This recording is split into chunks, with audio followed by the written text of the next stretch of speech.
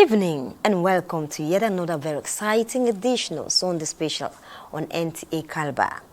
Cross Riverians are still waxing in the euphoria and excitement of achievements recorded in the state at just 1 year in office by the current administration. Excerpts of the people's expressions will form major feature of today's edition of Sunday Special. So, do stay tuned for this and lots more exciting stories carefully packaged for your delight. I am Maureen Liu Ajom. I will be back in a moment.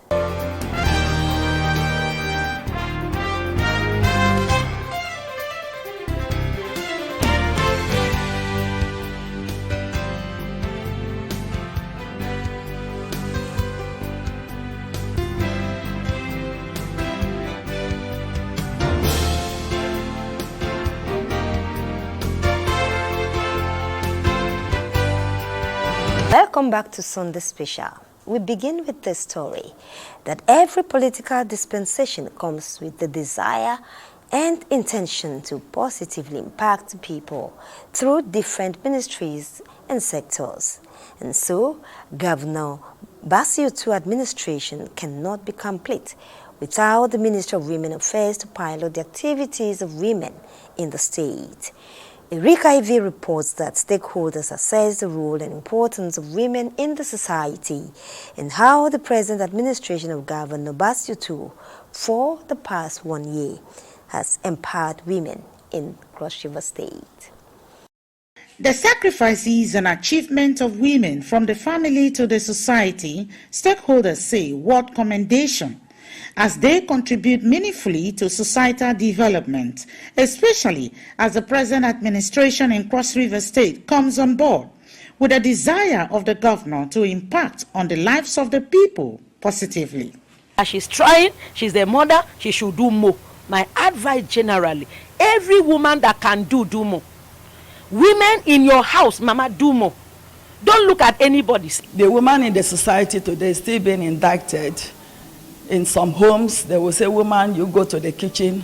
I remember an experience I had on the way one of these days as I was driving. And a bus driver looked out through the window and said, Madam, go back to the kitchen. Some respondents affirm that Governor Basiutu, through the Ministry of Women Affairs, Social Welfare, and the Office of the Wife of the State Governor, Ayowanutu, has achieved much for the women. She celebrated her birthday with the people living in the home of the aged. And her birthday, the most touching aspect of her birthday is the renovation or the reconstruction of the Akem markets. We intend to do more on the issues of the back to school. We are planning to cover about 10,000 vulnerable children with the provision of basic materials. They have given women great opportunity to serve in their government. In this administration, sincerely, women have been carried along. Kesha and the husband don't really believe in dishing out money to women. Think of what you can do to serve yourself, help yourself and the family. Stakeholders say the needy and less privileged among the women folk have also received a touch from the administration. Governor Basiutu has done a lot for the women folk. He came prepared, his leadership style seen through the lens of policy making, formulation and execution. So a woman needs something to stand on his own, be able to take care of herself, take care of people around her, take care of others. Others say women are drivers of development, hence the need for empowerment through skill acquisitions, grants, as well as inclusion in political space to lift the burden of poverty among women. Yesterday I heard people, they said they will give me the rice, they will give me 2 cups. The government gives rice and is in position with those that are politicians, they carry it. It doesn't reach the common people. So a woman should be empowered to the extent that he can buy rice. If you are trained and you are empowered financially, that money is not meant for a change of soup. That money is not meant for a change of clothes. That money is meant for you to empower yourself, put it into the business that you were trained. And as the business will blossom, with time, whatever you need, you can get. Respondents maintain that with the renewed hope initiative of the First Lady of Nigeria, Oloremi Tinubu, to cater for the need of Nigerian women and children, as well as the pet project of the wife of the state's governor, Eya 102, Nigerian women are hopeful for better days ahead. In Calabar, Erika Evie, NTA News. And as the present administration at the state and national level clocks 1 year in office, Riverians are expressing diverse opinions on their experiences with current realities in governance. Political stalwarts, the academia, professionals in various fields and government officials commend Governor Basiutu for completing outstanding projects while pleading with the president to work on the economy. Bernie Achibong tells us more. Attempting a review of development in the past 1 year, government has kept faith with aspirations in revitalizing crucial areas with development strides that ensures standardized prospects in the state. Various ministries, prospective leaders, political analysts, and others held Governor Basiutu's administration, ensuring commitment in his obligations to achieve good governance beneficial to all. I believe, that life is about creativity. That is what I'll say. And then in particular, let me just thank the kind gesture of the Special Assistant to the Governor, who Osman is said, studying from their predecessors, where they fell, where they succeeded, why they fell, and why they succeeded. And I'm sure the continuous activities like this will help Cross River State. The youth are the most proactive and the most entrepreneurial population that we have in this country, and a chunk of this population that reinvigorating, rejigging the leadership concept in our tertiary institutions. And the theme of this conference is very, very key to the socio-economic and political leadership at that level of of our education. It is a place where you come to serve. It's a call for service. And like every other servant, it's not a place for comfort, it's a place for discomfort. So that we understand what we really want. Do we want to be rulers, or do we want to be leaders? Stakeholders expressed satisfaction with Governor Tu's disposition and achievement recorded in 1 year, with optimism that the state and people will be the better in the coming years. His motivation on developing the people around him motivated me to think a direction of bringing student leaders across different institutions to sit on a round table to discuss in a conference of this magnitude the way forward, and also to learn from the different leaders who have led in different industries. I believe I have also come here to benefit from the wealth of knowledge of my leaders who are present here, and hope that they will do justice in teaching us. While making projections for the coming years, they also revealed that strategic programs have been put in place to upgrade human capacity in agriculture, education, as well as job creation. So if you look at the House of Assembly, the other House of Assembly that I went to was a mixture of the old and the young. Leadership is about like... We are looking forward for more of this. And it's like a life-changing for us, because we gathering like this, we learn from leaders who are above us and to also do better. The people believe that with the measures put in place, the state will be better for tomorrow. In Calabar, Benny Achibong, NTA News. The Director General of Cross River State Emergency Management Agency, SEMA, is calling for collaborative efforts by all stakeholders in the fight to mitigate the effect of flood in the state as the rain intensifies. The DG made the call in an exclusive interview with correspondent Paul Ibel while reeling out government preparations ahead of anticipated flooding in the year 2024. Cross River State experiences flooding with heavy rainfall mostly between June and October every year, which is also attributed to poor drainage system and deforestation. Cross River State,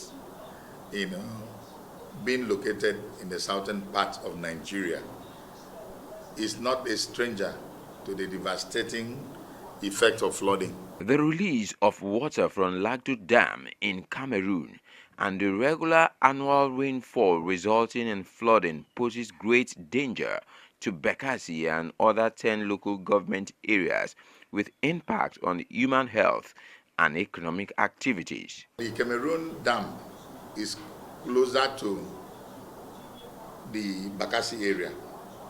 You understand? When the releases comes, and being that is a riverine area, so the thing flows into the town. You understand? The thing flows into the town and has been causing a lot of damages. And also, you know that flood also poses a lot of health hazard and risk to our people because of contaminated waters and all of that. Outbreak of waterborne diseases such as cholera and typhoid fever. Well, the impact, economically speaking, will amount to shortage of food. You also experience loss of farmland, and it will also help to increase the number of displaced persons because it will naturally displace the person from their ancestral home. And it also taxes government to spend more money than they had envisaged to do in a year. What are the preparations by the state government and the people to mitigate anticipated flood in 2024? Presently, the state government have started desilting our gutters and drainages, opening up waterways for proper channeling. And so that these are the measures the state government is putting in place to, for us to avert what will happen in the next few months. Our own is to continually do the advocacy. We are starting it in the next fortnight. We'll start the campaigns from the northern part of Cross River State to the central and here in the center. When we are about entering the rainy season, you get signal from NIMET, Federal Ministry of Information. You get it from other agencies that are in charge of the forecast to start telling people that this year's flood might be too serious than the one we experienced some time ago. So we have to pay heed to those early warnings and start preparing. Maybe some places where we have rivers that normally overflow its banks during this rainy season, we can start building community resilience, embankment and other things that will help reduce the impact or the effect of flood on our society. The assertion is that the fight to mitigate the effect of flood in Cross River State is a collective responsibility from the government, the people, and other stakeholders. In Calabar, Paul Abel, NTA News. Man must leave his father and mother and cling to his wife, and the two become one body. So then, what God has united, let no man divide. These were the words of Reverend Father Ganyi Nobet during homily at the solemnization of holy matrimony between Rosemary Ekpenyong and Patrick Asu. Arat Ndem reports that the wedding took place at the St. Peter's Catholic Church, Nta Calabar.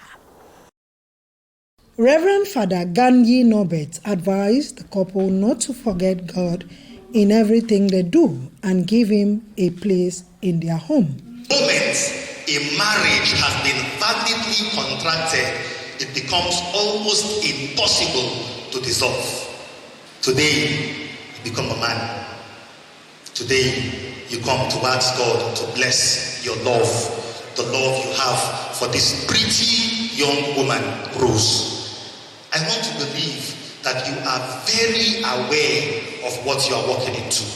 In fulfillment of Christian tradition, the couple vowed to their mortal before the congregation and signed the marriage register.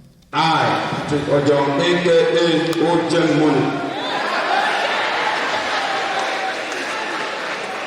Thank you, Rosemary Benjamin Okwadmilio, to be my wife. I promise to be true to you in good times and bad. Sickness and health, I will love you and honor you all the days of my life. At the reception, the couple performed their first assignment by cutting their cake, fed themselves, and took to the dance floor.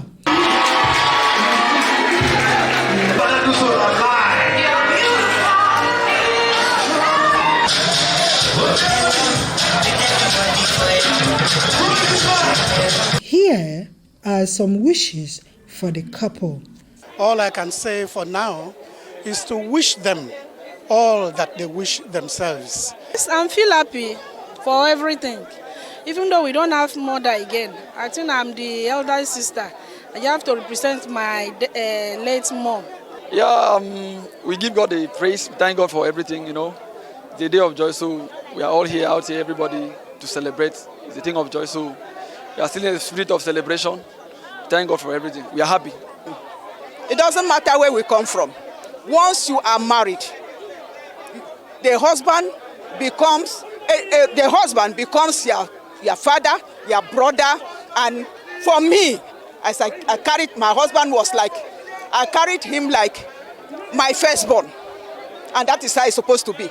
Before even you remember yourself, remember your husband. You understand, this kind of person that doesn't like problem, whatever is going to disturb his neighbor in the society. You understand? He looks for a way, to settle that problem immediately. He's a nice person. For Mr. and Mrs. Patrick Atso, their joy knows no bound. I'm so happy and excited that everything is successful. Excellent and happy that today I've come and gone. I bless God for today. That is wonderful.